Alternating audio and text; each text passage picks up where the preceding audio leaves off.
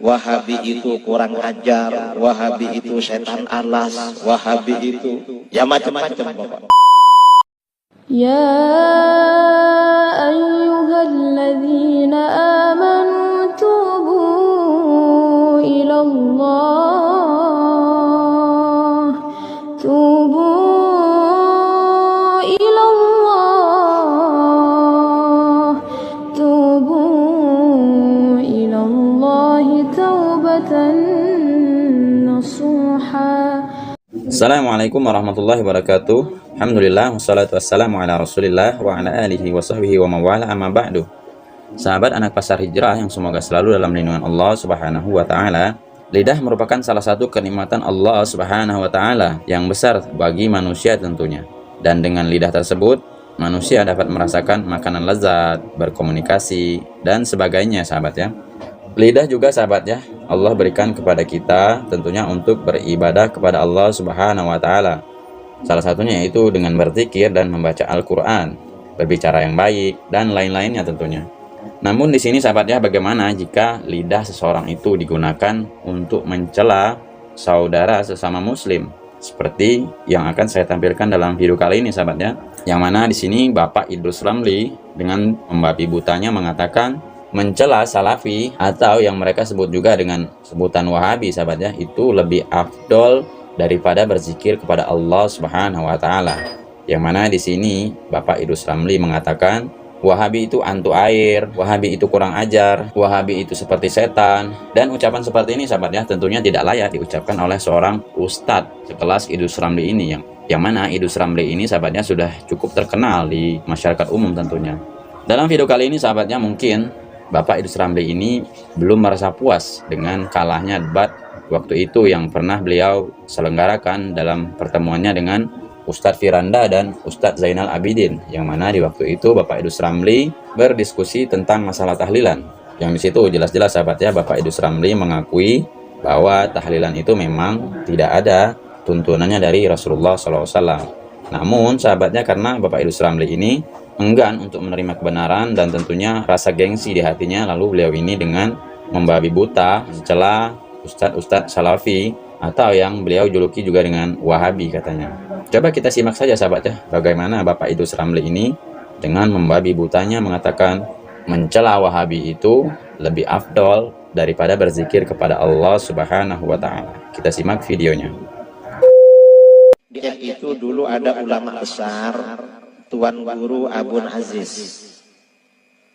Pesantrennya besar sekali, santrinya sekitar 6.000. Abun Aziz itu sebelum mengajar biasanya mengajak murid-muridnya bersama-sama memaki-maki Wahabi.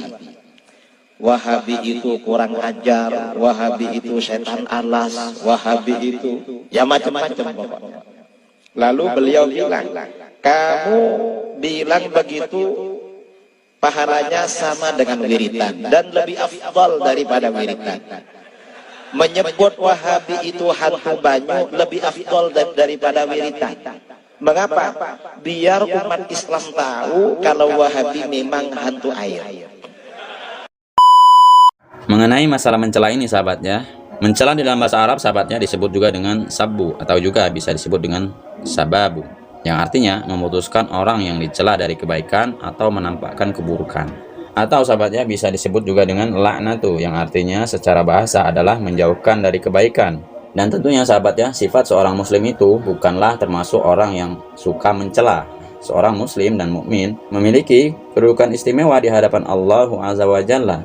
Maka dari itu sahabatnya, kita sebagai seorang muslim tidak boleh mencela sesama muslim yang lain walaupun muslim tersebut berbuat kefasikan, karena Nabi SAW telah memperingatkan hal ini dengan sabdanya dalam hadis ini sahabat ya, hadis riwayat Bukhari dan hadis riwayat Muslim, tentunya sahih sahabat ya, yaitu artinya, aku bertanya kepada Abu Wail, kepada Murji'ah, salah satu kelompok yang berpendapat bahwa amal tidak termasuk iman sehingga kemaksiatan tidak membahayakan iman. Maka dia berkata, Abdullah telah menceritakan kepadaku bahwa Nabi SAW bersabda, mencela seorang muslim merupakan kefasikan dan memeranginya merupakan kekafiran. Dan jelas sahabatnya dalam hadis ini kita tidak boleh mencela seorang muslim. Tentunya Rasulullah SAW memperingatkan kita bahwa mencela seorang muslim adalah kefasikan dan memeranginya adalah merupakan kekafiran. Rasulullah Sallallahu Alaihi Wasallam mengajarkan kepada kita sifat tawadhu. Hasan al-Basri pernah mengatakan, kau kalau ingin belajar tawadhu, kau keluar rumah, ketika engkau melihat orang yang lebih tua dari engkau, katakan pada dirimu, ini Hasan al-Basri mengatakan, katakan kepada dirimu, nih orang tua, dia beribadah kepada Allah sebelum aku beribadah, artinya dia lebih baik dari aku. Ketika kau melihat anak muda yang di bawahmu, maka katakan, ya Allah, dia lebih baik dari aku karena aku berbuat maksiat dahulu sebelum dia berbuat maksiat. Maka insya Allah kita akan menjaga diri kita. Dan ingat, sifat sombong ini siapa yang memilikinya? Iblis. Dia mengatakan ana khairun minhu. Fir'aun, ana. Kemudian Qarun mengatakan ana. Jangan. Kau pun ketika mendapatkan hidayah, melihat orang lain tidak benar, ya Allah, mudah-mudahan dia mendapatkan hidayah, doakan dia, hilangkan perasaan itu, dan kau memohon istiqamah kepada Allah Subhanahu wa taala. Karena terjadi, Rasul sallallahu alaihi wasallam menceritakan tentang dua orang, yang satu ahli maksiat, yang satu ahli ibadah. Karena yang ahli maksiat ini terus berbuat dosa, yang ahli ibadah menvonis, mengatakan, engkau Allah tidak akan mengampuni dosa. Allah tidak akan mengampuni dosa. Allah murka kepada orang. Man dzalladzi yata'alla 'alayya an aghfirah. Siapa yang berani menvonis orang kalau aku tidak akan mengampuni dia? Allah mengatakan, qad ghafartu li fulan wa ahbattu amalak. Aku telah mengampuni dosa fulan dan amalanmu semua aku gugurkan, kata Allah. Gara-gara kesombongan dia. Maka hati-hati jamaah. Antum nggak tahu, mungkin orang ini punya keimanan Allah. Di masa Rasul sallallahu alaihi wasallam, antum ingat dengan seorang sahabat yang dipecut karena minum, sampai dicela sama para sahabat, dilaknat. Apa kata Rasul SAW? La tal'anu, kalian jangan bantu setan, melaknat dia jangan.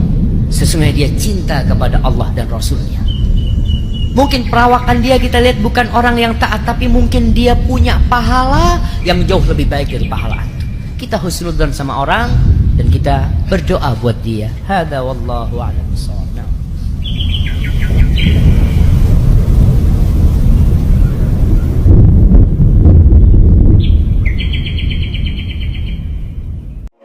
Jadi sudah jelas sahabat ya, dalam agama kita yaitu agama Islam, Allah Subhanahu wa taala memerintahkan kita agar bersifat rendah hati dan tawadhu tentunya, dan tidak suka kita meremehkan orang lain, apalagi sampai menghina dan mencela saudara kita sesama muslim. Dan tawadhu ini sahabat ya adalah salah satu perangai Abdurrahman, seperti Allah Subhanahu wa taala sebutkan di dalam Al-Qur'an, di dalam surat Al-Furqan, yaitu a'udzubillahi minasyaitonir rajim. Wa ibadur rahmanil ladzina yamshuna 'alal ard hauna wa idza khatabahumul jahiluna qalu salama. Dan hamba-hamba Allah yang Maha Penyayang itu ialah orang-orang yang berjalan di atas bumi dengan rendah hati, dan apabila orang-orang jahil menyapa mereka, mereka mengucapkan kata-kata yang mengandung keselamatan. Imam Ibnul Qayyim Al-Jauziyah rahimahullah mengatakan, firman Allah Azza wa Jalla, berjalan di atas bumi dengan rendah hati, yaitu mereka berjalan dengan tenang, penuh dengan ketawaduan, tidak congkak dan juga sombong. Dengan demikian sahabat ya, selayaknya setiap muslim untuk berhias diri dengan sifat tawadu ini.